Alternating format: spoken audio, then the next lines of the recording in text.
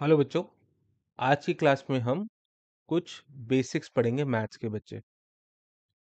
इसको हम नाम देते हैं बेसिक्स ऑफ मैथ्स। ठीक है। और ये जो बेसिक्स ऑफ मैथ्स है हमें क्यों पढ़ना है? हमारा जो फोकस है वो है आरबीआई ग्रेड बी डीपीईआर 2025। तो यहाँ पे बहुत सारे न्यूमेरिकल्स आएंगे बच्चे। उन न्यूमेरिकल्स को सॉल्व करने के लिए आपको मोस्टली मैथ्स की जरूरत पड़ेगी। और इसलिए आज हम एक बहुत कॉमन टॉपिक डिस्कस कर रहे हैं जो कि इकोनॉमिक्स में हमें चाहिए ही चाहिए। वो है डिफरेंशिएशन का, कि डिफरेंशिएशन की मदद से हम क्या क्या चीजें निकाल सकते हैं और इसको इकोनॉमिक्स में अप्लाई कैसे कर सकते हैं। याद रखना बच्चे, ये बहुत ज्यादा इंपॉर्टेंट टॉपिक है। ठीक है। तो स्टार्ट हम सबसे पहले करेंगे इक्वेशन ऑफ लाइन के साथ। Right on. Equation of a line. Equation of a line क्या होता है? अगर मैं 12th क्लास मैथ्स की बात करूं तो हम बोलते हैं y is equals to M X plus C. और हमें ये बात रटवाई जाती थी कि देखो जी, आपका जो स्लोप है ना वो m होगा। इसको मैं ढंग से लिख देता हूं। आपका स्लोप m होगा और आपका इंटरसेप्ट c होगा। इंटरसेप्ट का मतलब क्या? When x equals to 0 y की वैल्यू c होती है। राइट। ये हमें स्कूल में रटवाया जाता था। बट आज हम इसको देखेंगे थ्रू डिफरेंशिएशन कि हम इसको कैसे निकाल सकते हैं। सो अगर मुझे डिफरेंशिएशन का यूज करना है और स्लोप निकालना है तो स्लोप कैसे निकलता है? स्लोप निकलता है dy बाई डी एक्स से। तो याद रखेंगे, इसको हम बोलते हैं first order differentiation. First order differentiation, मैं एक बार डिफरेंशिएशन कर रहा हूं। अगर ये वर्ड याद रखने में दिक्कत दे रहा है तो याद मत करो, कोई बात नहीं। सिर्फ लिखो dy बाई डी एक्स, जो कि मुझे देता है स्लोप। अब आप बोलोगे sir dy by D x कैसे निकालते हैं, मुझे तो ये भी नहीं पता। इसके लिए रूल्स लिखो बच्चे यहाँ पे। Write down rule number 1। अगर y is equals to ax है तो रूल क्या कहता है? dy बाई डी एक्स होता है a। ठीक है। रूल नंबर 2 लिखो बच्चे। अगर y is equals to b है, अब देखो, क्या b यहाँ पे कांस्टेंट है? बिल्कुल है, क्योंकि b के साथ कोई और वेरिएबल नहीं जुड़ा हुआ। dy बाई डी एक्स, क्योंकि यहाँ पे x नहीं है, कांस्टेंट है। हमेशा याद रखना कि कांस्टेंट का डेरिवेटिव, मैं इसको ढंग से लिख रहा हूँ, कांस्टेंट का डेरिवेटिव होता है 0। अगर मैं 1 और 2 को मिला दूं और ये इक्वेशन लिखूं y is equals to x plus b, और इसका फिर बोलूं dy बाई dx निकालने के लिए, तो एक एक करके करेंगे। ax का डिफरेंशिएशन ऊपर क्या लिखा था बच्चे? a। b का differentiation with respect to x क्या लिखा था? 0। तो आंसर क्या है? dy by dx is equals to a। Similarly अगर आप यही सेम मेथड यहाँ पे अप्लाई कर दो, स्लोप क्या आएगा आपका? अगर मुझे इक्वेशन गिवन है y is equals to M X plus C और मुझे करना है dy बाई डी एक्स, यहाँ पे मेरा जो आंसर आएगा वो आएगा m। इसका करोगे तो आएगा m, c कांस्टेंट है तो उसका with respect to x differentiate करोगे तो आंसर आएगा 0। और इसीलिए आप यहाँ पे देखो, हमने क्या लिखा है स्लोप को? m। फर्स्ट ऑर्डर से आपका आंसर क्या आया है? m।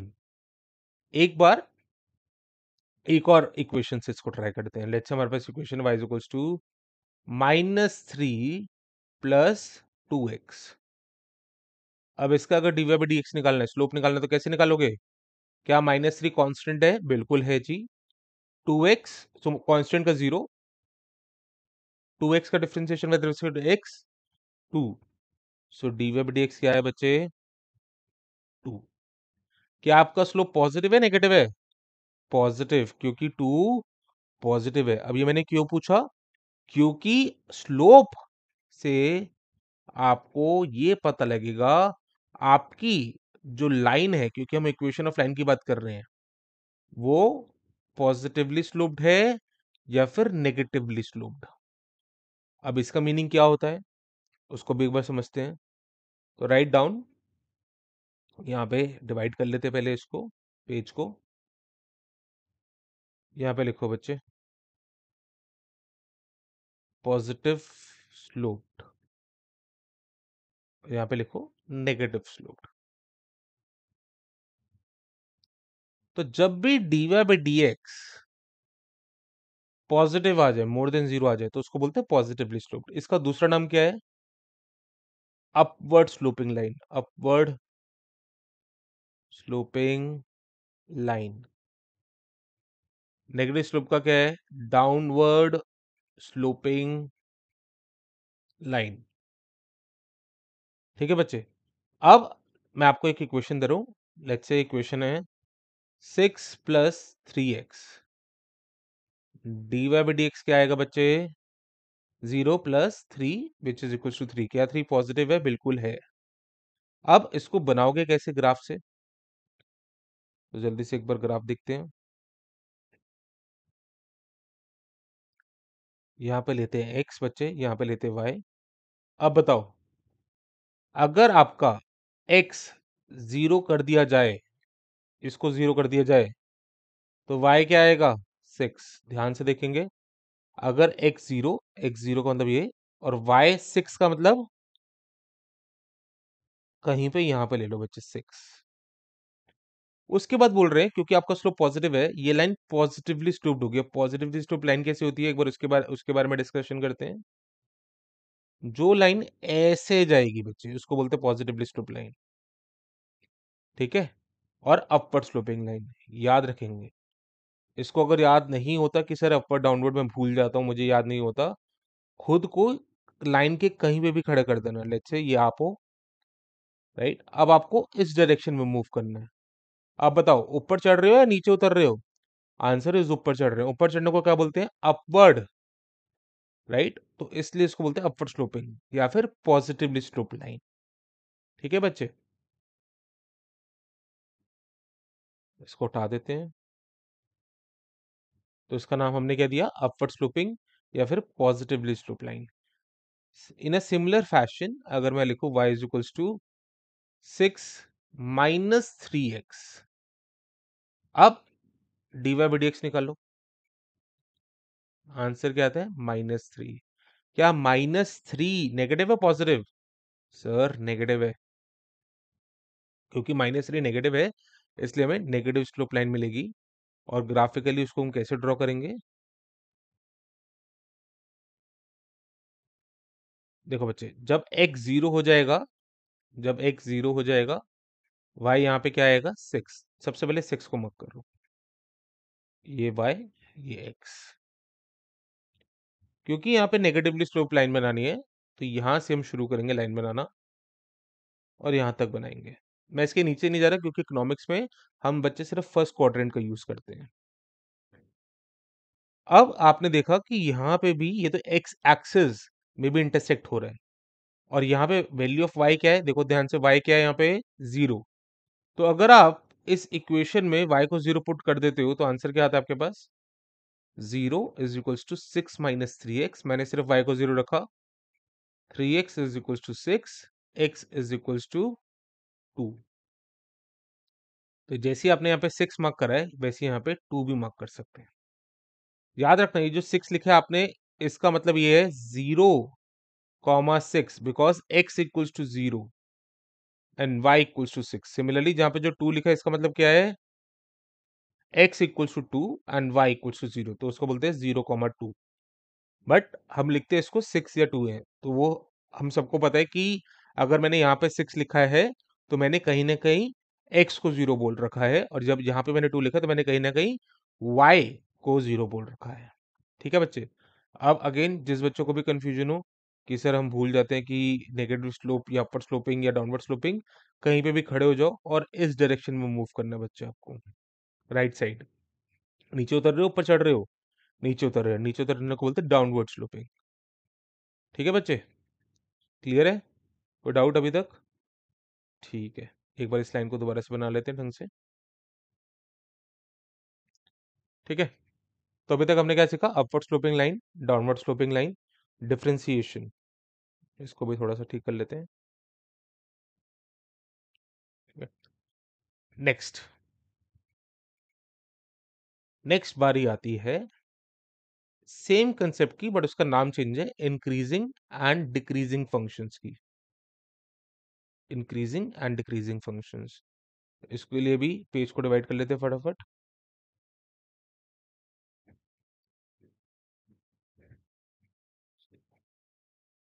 ठीक है,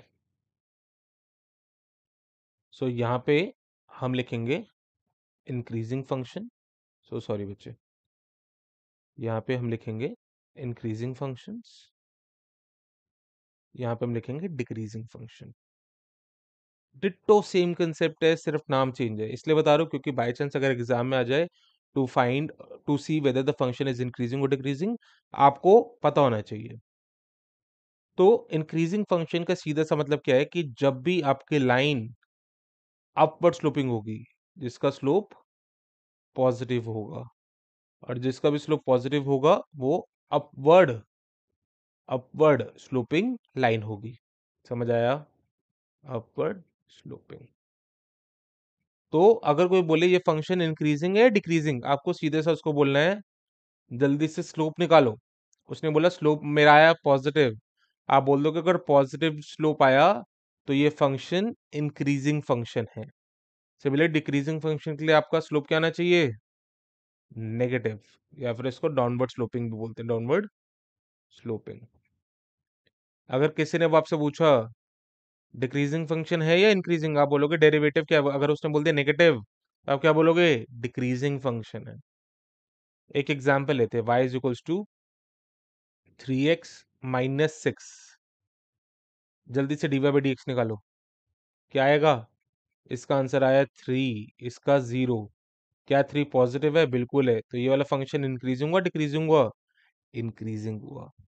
सिमिलरली यहाँ पे एक एग्जांपल लिखो, y is equals to -6 - x, dy by D x निकालो बच्चे। अब x के साथ में क्या है? 1 इंटू एक्स है इसका मतलब, है ना? तो dy बाई डी एक्स क्या आएगा बच्चे? -1। क्या नेगेटिव है पॉजिटिव? नेगेटिव, तो ये फंक्शन इंक्रीजिंग हुआ डिक्रीजिंग हुआ? Decreasing function. क्लियर है? अभी तक सिंपल लग रहा है? बढ़िया। सो सॉरी बच्चे, इसको डिलीट कर देते हैं। ठीक है, ओके। नाउ अब बात करते हैं, अगर आपको ये गिवन है y is equals to M X plus C, मैं ये बोलता हूं कुछ बातें बता रहा हूं, याद रखेंगे। पॉइंट नंबर 1 और नोट नंबर 1, जब भी आपका स्लोप कांस्टेंट आ जाए तो उस इक्वेशन से आपको हमेशा लाइन मिलेगी। जब भी आपका स्लोप कांस्टेंट आ जाए, उस इक्वेशन से आपको हमेशा क्या मिलेगी बच्चे? लाइन मिलेगी। इसका स्लोप क्या निकाला था हमने? D y by D x which is equals to m. क्या एम कांस्टेंट है? बिल्कुल है, क्योंकि हम जैसे फॉर एग्जांपल 2 ले रहे थे, कभी 3 ले रहे थे, तो ये कांस्टेंट है, इसलिए इस इक्वेशन से मुझे क्या मिलेगी? लाइन। अब आपको याद नहीं रखना कि इक्वेशन लाइन की क्या है, आपको क्या निकालना है? जस्ट स्लोप, और स्लोप कैसे निकलता है? D y by D x से। सिमिलरली अगर मैं आपको बोलता कि ये इक्वेशन है, ध्यान से देखना, m x square plus c, क्या इससे मुझे लाइन मिलेगी? The answer is no. क्यों? क्योंकि यहाँ पे देखो एक्स की पावर क्या है बच्चे? 2। यहाँ पे एक्स की पावर क्या है? 1। तो सेकंड पॉइंट क्या होना चाहिए? जब भी एक्स की power, the power of x is 1, if the power of x is 1, we will always get a line. If power of x is 1, we will always get a line. Third note डालो बच्चे, देखो, if power of x is not 1, if power of x is not 1, then we will get a curve. If power of x is not 1, then we will get a curve. तो मैंने क्या बोला? अगर x की power 1 है, उसको हम बोलते हैं लीनियर फंक्शन। लीनियर फंक्शन मतलब क्या? कि x की पावर कितनी है? 1, तो वहां से मुझे मिलेगी लाइन। अगर x की पावर 1 नहीं है तो वहां से मुझे मिलेगा कर्व। Sorry for that. या बच्चे, अब चलते हैं, थोड़ी बात करते हैं कर्व्स के ऊपर। सो अगर ये इक्वेशन है y is equals to A x square, इसका डिफरेंशिएशन क्या होगा? जल्दी से लिखते हैं रूल्स पहले, है ना? रूल से हमें जल्दी से समझ आ जाएगा, तो write down rules. So sorry बच्चे, write down rules. Rule number 1, अगर ये equation y is equals to A X to the power n, तो इसका dy बाई डी एक्स होता है, ये वाला जो n है मैं इसको हाइलाइटर से यहाँ कर देता हूँ, ये वाला जो n है वो सबसे पहले यहाँ पे आएगा नीचे, फिर ए एक्स, और यहाँ पे जो n था वो हो जाएगा n-1। तो अगर आपके पास y is equals to x square है, तो इसका अगर dy बाई डी एक्स निकालना है तो कैसे निकालोगे बच्चे? 2 आ जाएगा पहले, ये वाला 2, इसको हाईलाइट कर देते हैं, ये वाला 2 नीचे आ जाएगा, ए एक्स 2-1, 2-1 क्या होता है? 1, तो इसको कैसे लिख सकते हैं? 2a x, ये हुआ हमारा डिफरेंशिएशन। समझ आया? अब एक इक्वेशन लिखते हैं, y is equals to 3x square plus 2x plus 1। जल्दी से मुझे बताओ स्लोप क्या होगा? स्लोप के लिए क्या करना है? dy by dx। जब आप dy बाय dx करोगे तो आंसर क्या आएगा बच्चे? इसका आंसर क्या आएगा? देखो ध्यान से, 2 नीचे उतर जाएगा, तो 2 × 3 6, x 2-1 1, तो इसकी पावर आ गई 1, प्लस इसका डेरिवेटिव क्या होगा? अभी पीछे किया था 2x का डेरिवेटिव 2, ये कांस्टेंट है, इसका डेरिवेटिव 0। तो हमारा स्लोप क्या आया? 6x+2। क्या ये कांस्टेंट है? क्या ये कांस्टेंट है? बोलो बच्चे। The answer is no. क्यों? क्योंकि सर यहाँ पे ना x है और x वेरिएबल है, अगर जैसे जैसे x चेंज होगा वैसे वैसे मेरा स्लोप भी चेंज होगा। देखो कैसे, अगर x को बोल दूं 1, स्लोप जो कि आपका है dy बाई डी एक्स, क्या बन जाएगा बच्चे? 6, राइट? अगर मैं बोलूं x इक्वल्स टू 2, सॉरी 6+2 बच्चे बनेगा, ये बनेगा 8, x+2 स्लोप क्या है बच्चे? dy बाई डी एक्स क्या आएगा? 6 × 2 12 plus 2 which is equals to 14। So जैसे जैसे मेरा एक्स चेंज हो रहा है वैसे वैसे मेरा स्लोप भी चेंज हो रहा है, तो क्या ये कांस्टेंट है? The answer is no sir. अब क्योंकि ये कांस्टेंट नहीं है बच्चे, क्या यहां से मुझे लाइन मिल सकती है? The answer is no sir. समझ आया, है ना? अब ये देखते हैं कि फंक्शन इंक्रीजिंग है या डिक्रीजिंग है, जल्दी से उसको देख लेते हैं एक बार, और उससे मुझे पता लग जाएगा कि स्लोप इसका क्या है। समझो अगर आप बोल रखा है x ना -∞, चलो एक काम करते हैं, पहले इसको इजी वाला करते हैं, फिर उसको ब्रॉड वे से करेंगे।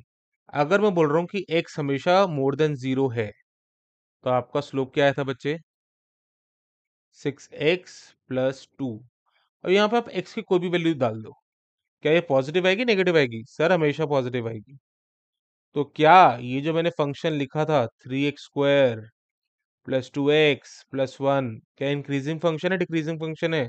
आप बोलोगे सर ये इंक्रीजिंग फंक्शन है। क्यों?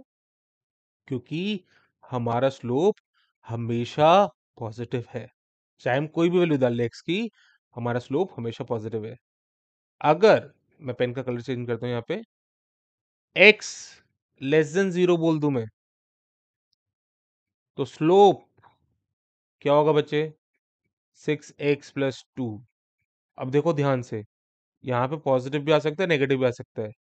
देखो, अगर 6x+2 है, तो सबसे पहले ना, अगर आप इसको डालते हो लेट्स से -1, तो स्लोप क्या आएगा?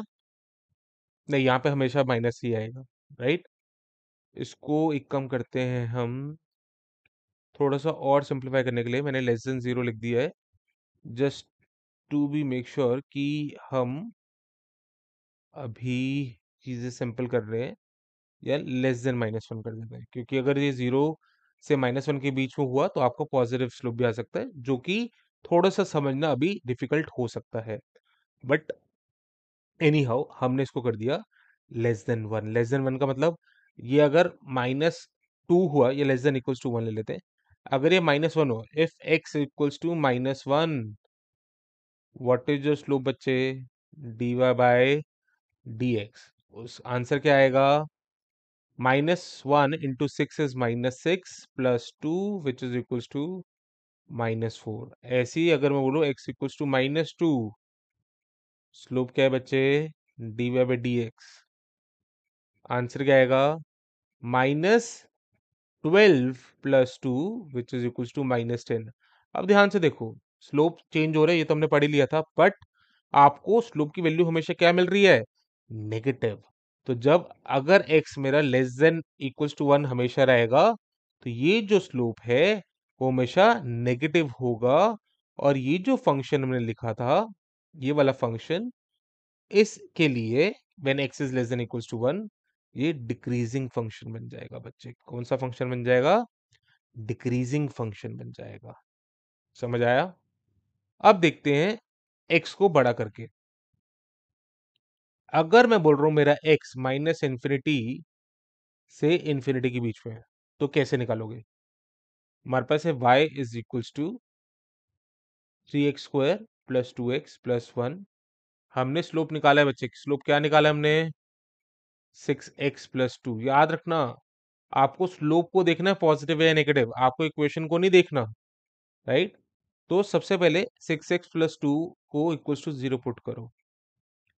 स्टेप नंबर 1, सबसे पहले 6x प्लस 2 को 0 पुट करो।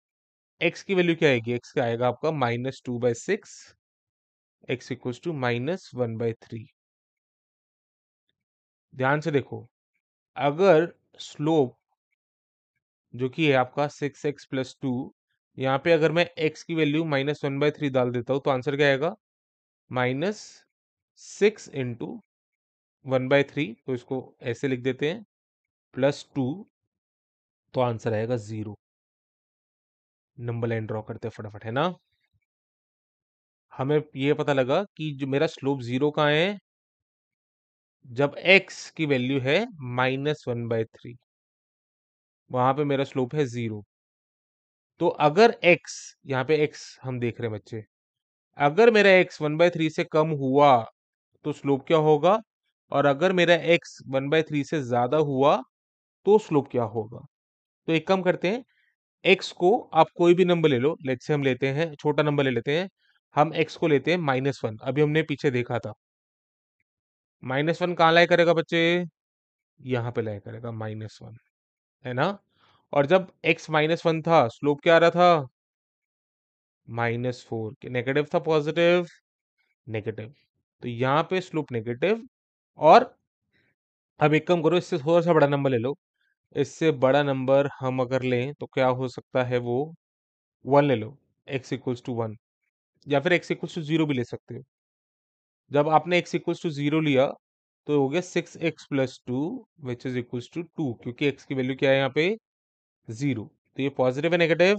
Positive sir, positive. तो यहाँ पे स्लोप आपका नेगेटिव होगा। ये 1/3 के इधर है, राइट? इसको थोड़ा सा ठीक कर देते हैं, सो दैट अगर बाय चांस थोड़ी सी कंफ्यूजन हो तो वो नहीं होनी चाहिए। इसको लिखते हैं -1/3, 1/3, ये रहा बच्चे। और यहाँ पे स्लोप, पेन का कलर चेंज करते हैं फटाफट, यहाँ पे स्लोप मेरा पॉजिटिव है। क्लियर है बच्चे? तो यहाँ पे जब भी x की वैल्यू लेस देन 1/3 होगी, मेरा डिक्रीजिंग फंक्शन होगा। जब भी x की वैल्यू मोर देन -1/3 होगी, मेरा फंक्शन इंक्रीजिंग फंक्शन होगा।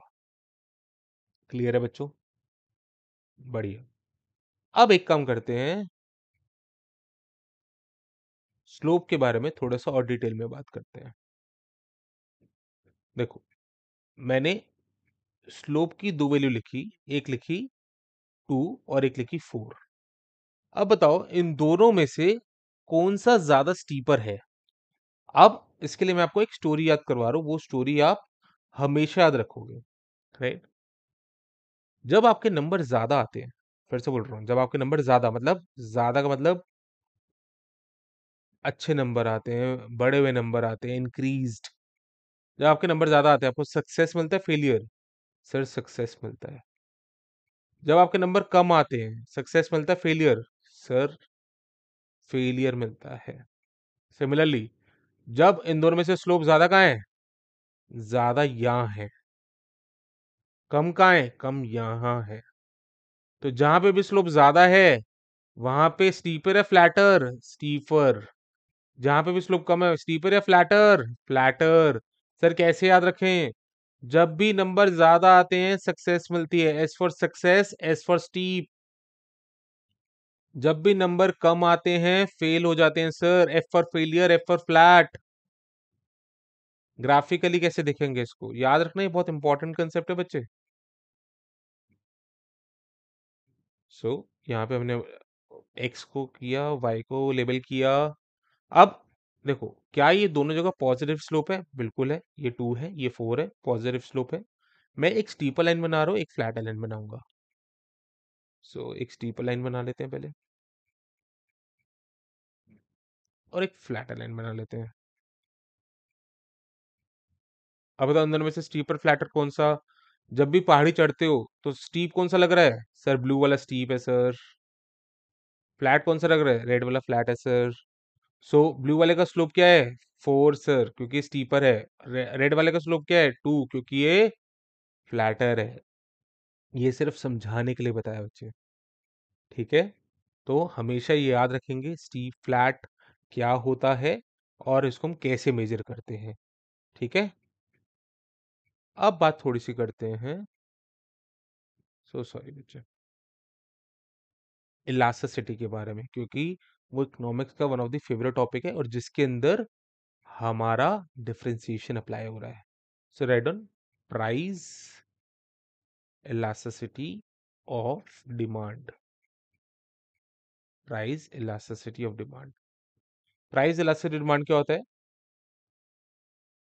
Percentage change in quantity demanded divided by percentage change in price. इसको पता है, आपने इसको सिंप्लीफाई करके ऐसा सा कुछ लिखा होगा या फिर ऐसा सा स्कूल में कुछ किया होगा, change in Q by change in P, P by Q. आपको पता है इस चेंज को हम डिफरेंशिएशन से डिनोट करते हैं मैथ्स में। तो इसको हम कैसे लिख सकते हैं? D Q by D P into P by Q. D का मतलब कितना चेंज हुआ, समझ आया? और हमें पता है एस डी का मतलब क्या है? डिफरेंशिएशन। एक एग्जाम्पल करें फटाफट, देखते हैं हम डिफरेंशिएशन को अप्लाई कैसे कर पाते हैं। सपोज करो आपके पास Q गिवन है विच इज 300 माइनस P, ठीक है बच्चे? प्राइस गिवन है आपके पास 200, और क्योंकि अगर प्राइस 200 है क्वांटिटी क्या होगी बच्चे यहाँ से? 100। आपको निकालनी है इलास्टिसिटी। तो क्या करोगे? सबसे पहले फॉर्मूला लिखोगे d Q by D p, p by q. ये इक्वेशन है, याद रखना। y इज इक्वल्स टू, अगर मैं इसको लिखूं c माइनस एक्स, अगर आपको यहां से dy बाई डी एक्स निकालना है, कैसे निकालोगे? कांस्टेंट का 0 और माइनस एक्स का -1, है ना? ऐसे निकालोगे ना बच्चे? सिमिलरली अगर ये इक्वेशन है, इसको y एज्यूम करो, इसको कांस्टेंट एज्यूम करो और इसको x। अब अगर आपको DP D Q by DP निकालना है, तो कैसे निकालोगे? यहां पे आप डिफरेंशिएशन करोगे विद रिस्पेक्ट टू p। जब आप डिफरेंशिएशन करोगे विद रिस्पेक्ट टू p, ये वाला टर्म तो हो जाएगा 0 और माइनस p का आंसर क्या आएगा बच्चे? -1। p कितना लिया हमने? 200। q कितना है? 100। इलास्टिसिटी कितनी है बच्चे? -2। और मैं अगर बोलूं स्लोप कितना आया, याद रखना यहाँ पे, अभी के लिए सिर्फ जस्ट फॉर द टाइमिंग, अगर आप इसको स्लोप कंसीडर कर रहे हो तो गलत कर रहे हो, क्योंकि अगर हम डिमांड कर्व की बात करते हैं